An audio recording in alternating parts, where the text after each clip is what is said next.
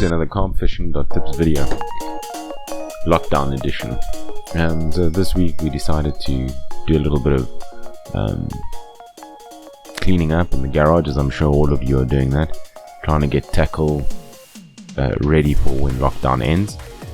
So here we are, setting up the iPad, got a hunters, got some biltong, and we're about to start cleaning everything up. Got a box for all the rubbish, and here we go. This is where I was making all the cuts for the rod pod. So I'm busy cleaning all of that up, and I'm finding all these little squeeze nozzles and that for the boilie dips, and the ones that are very watery. So that there's all my odds and ends. I've created a desk holder pencil thing from some scrap PVC pipe, and as you can see, it's neatened up already from what it was. Looks like a whole new garage, if I do so say myself. The one thing is that I love PVC pipe, 20mm PVC pipe and 40mm PVC pipe. Get yourself 1 meter of each if you have no idea what you're going to do with it, and you can do so much stuff with it. You can make pencil holders out of it. You can you know, those desk organizers for your pencils, for your tackle.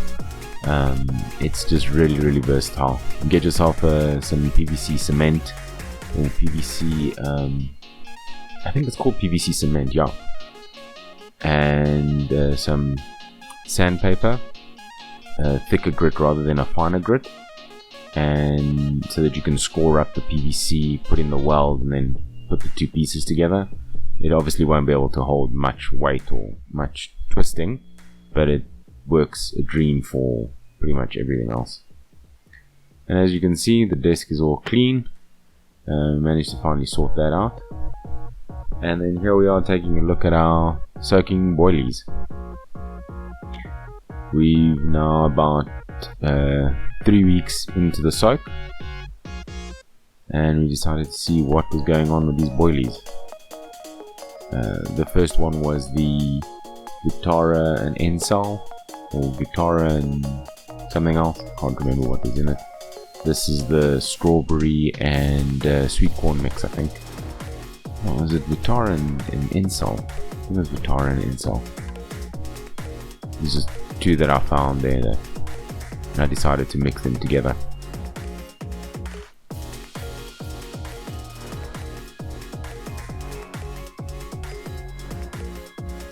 So what we did find is that the boilies we've left out just to dry are normal.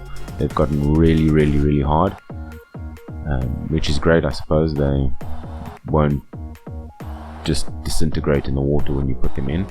I do have a feeling though that they're a bit too hard than what they should be, and I definitely think that I cooked them for too long.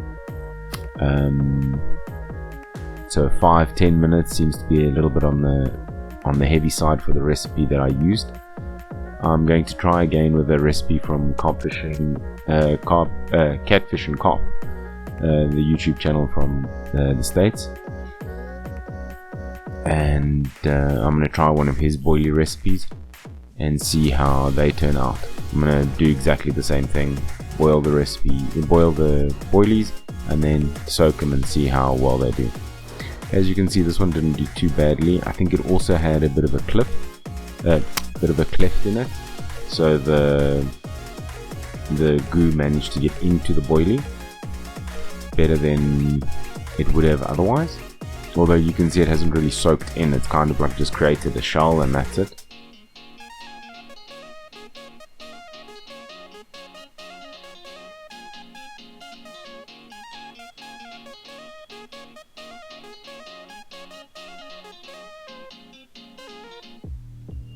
And then this one here is the boilie that's in strawberry and...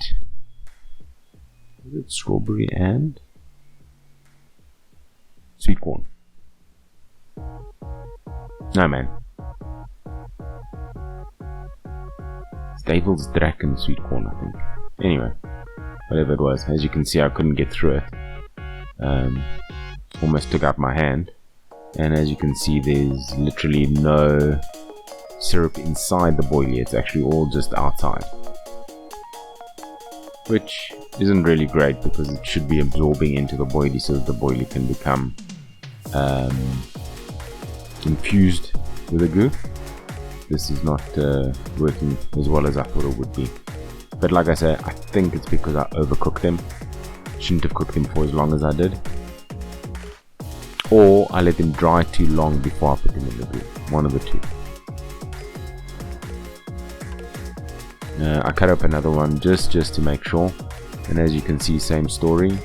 It pretty much doesn't have any of the goo on the inside. Again, there seems to be a bit of a cleft in the boilie and the goo got in that way.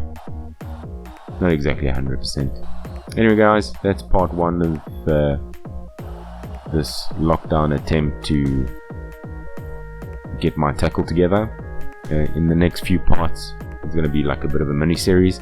You're going to see all the tackle I use, all the syrups I use, and what suggestions I have there. Anyway guys, as always, thank you so much for sticking around.